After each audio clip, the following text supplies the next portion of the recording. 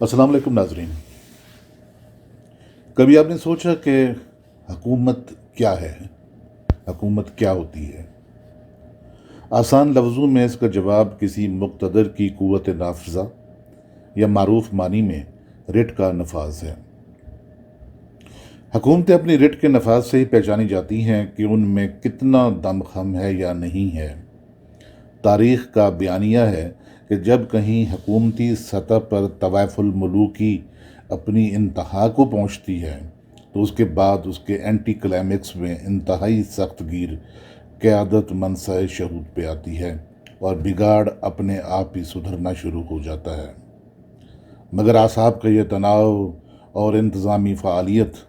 ज़्यादा देर तक नहीं रह पाते और उन्हें आहिस्ता आहिस्ता ढाह लगना शुरू हो जाता है। देखते ही देखते इंतज़ामी मशीनरी में ऐसे कलपुर्ज़े अपनी जगह बनाने में कामयाब हो जाते हैं कि जिनका काम हाकिम वक्त को ख्वाबों की दुनिया में रखना होता है। गुज़रे ज़माने में ऐसे वज़ीर, मुशीर और दरबारी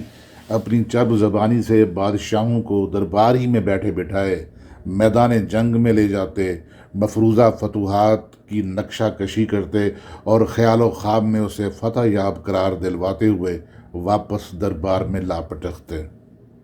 यूं बादशाह सलामत कुर्सी पर बैठे बैठे जंग की थकन से चूर होकर इधर उधर देखता तो पलक झपकते हुनरमंद वज़रा की कलाकारी की बदौलत कोई इश्फ़ा तराज मगनिया या सरापा नाज़ोदा रकासा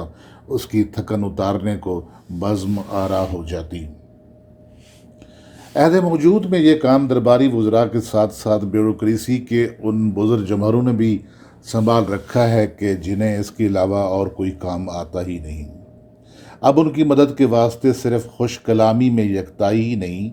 बल्कि पावर पॉइंट प्रोग्राम में बहुत बड़ी स्क्रीन पर रंगीन ख्वाब सजाने को प्रोजेक्टर भी मौजूद हैं कि जिस पर एनिमेशन के कमालात के ज़रिए सरब फलक इमारात, बल खाते बस ट्रैक और जगमग करते अंडरपास पुल पर भल में तामीर होकर देखती आंखों को वर्ता हैरत में डाल देते हैं। जी हजूरी की राल में लिथड़ी हुई ज़बानें इस तरह से खुशामद का जाल बुनती हैं कि सिर्फ वही दिखाई देता है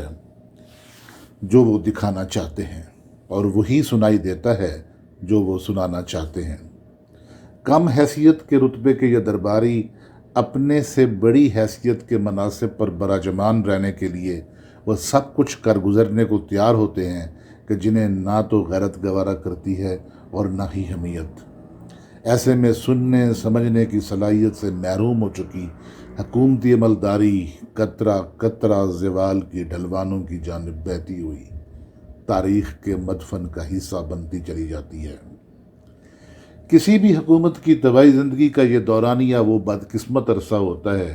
कि जब खल्क़ खुदा के पास देने को सिवाय बद दुआओं की और कुछ नहीं होता और हाकिमों के यहाँ ये बद दुआएँ समेटने को बहुत सी जगह होती हैं, यानी इंसानों से खाली महल्लात और दौलत से तही ख़जाने। हर तरफ से उठती हुई उंगलियां अपने फितरी रद्द-ए-अमल में उनके यहाँ एहसास की रमक भी बाकी रहने नहीं देती और हुकूमत का काम सिर्फ उजलत में किए गए फैसलों का जालमाना नफाज रह जाता है। ख़जाना भरने की नाकाम कोशिशों में टैक्स पर टैक्स और बंद मुट्ठी से फिसलती हुई हाकमियत को बचा रखने के अमल में ला यानी अहकामात की भरमार। कुछ समझ में नहीं आ रहा होता कि होना क्या है और करना क्या है। ऐसे में हर किसी से बिगाड़, अदम एतमाद और शक्करंजी इस हद तक पांव फैलाते हैं कि दीवारों से सर टकराना मुहावरा नहीं बल्कि हकीकत लगने लगता है। मोहम्मद बिन तुगलक ने मंगोलों की लश्कर कशी से बच रहने के लिए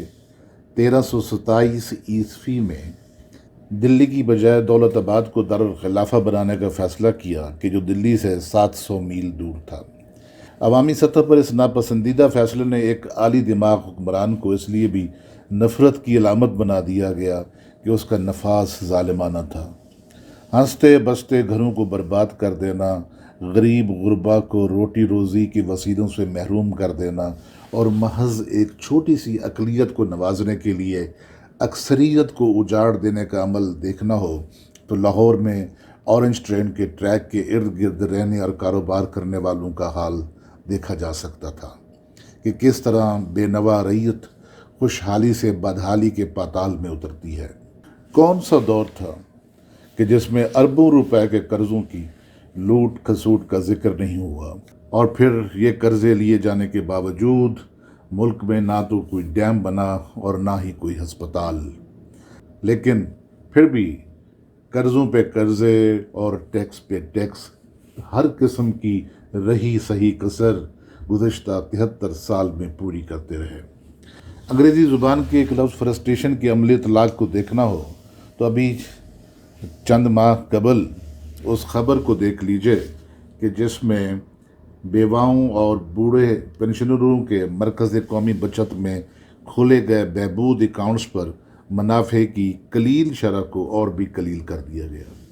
کیسا اندھیر ہے کہ ایک جانب کروڑوں اربوں کی دہاڑیاں الللے تللے اور دوسری جانب بوڑھے پینشنروں اور بیواؤں کی زبوں حال زندگی میں تنکے کے برابر آمدنی، اور وہ بھی ہر روز گھٹتی جا رہی ہے۔ ساغر صدیقی بے اختیار یاد آتے رہے کہ جنہوں نے ایسے ہی حالات کی نشاندہی اپنے اس شعر میں کی تھی کہ جس عہد میں لٹ جائے فقیروں کی کمائی، اس عہد کے سلطان سے کوئی بھول ہوئی ہے۔ حکومت کا اختیار ایک چین آف کمانڈ کی صورت نافذ ہوتا ہے۔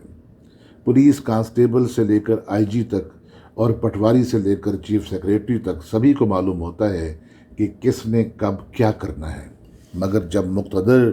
اپنی حاکمیت کے تقاضوں سے بے خبر ہو کر اس کا اخلاقی جواز کھو بیٹھے تو تھانے کا محرر اس وقت تک ایف آئی آر درج نہیں کرتا کہ جب تک وزیر اعظم یا وزیر اعلیٰ اس کا نوٹس نہ لے لیں، کیونکہ وہ جانتا ہے کہ ایس ایچ او کے اختیارات وزیر اعلیٰ کے پاس ہیں تو وہ ایس ایچ او سے کیوں پوچھے۔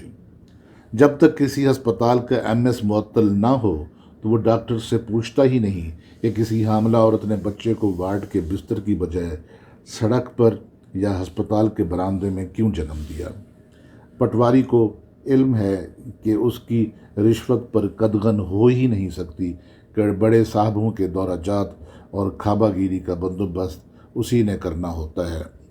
ان سبھی باتوں کا اظہار آج شاید نہ ہو پاتا اگر میں ہر روز صبح سے رات گئے تک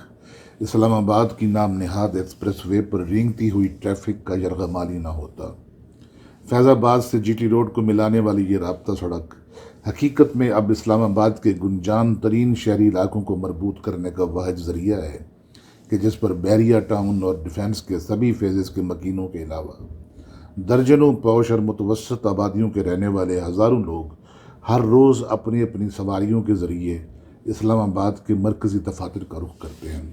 مگر کیا کیجیے کہ ہمارے عمومی رویوں کی طرح اس تنگ سڑک پر ہر سائز کے ہزاروں ٹرک بھی یہ خیال کیے بغیر چھوڑ دیے جاتے ہیں کہ شہری علاقوں کی حدود میں بھاری ٹریفک رات 11 بجے سے پہلے نہیں جانے دی جاتی، لیکن دیکھنا تو یہ ہے کہ کسی بھاری سے بھاری ٹرک کو دن دہاڑے جی ٹی روڈ سے پیر ودائی تک آنے کی سہولت حاصل کرنے کے لیے مبینہ طور پر 150 والے نوٹ میں طاقت زیادہ ہے، یا اس کے سبب ٹریفک جام میں پھنسے ہوئے ہزاروں لوگوں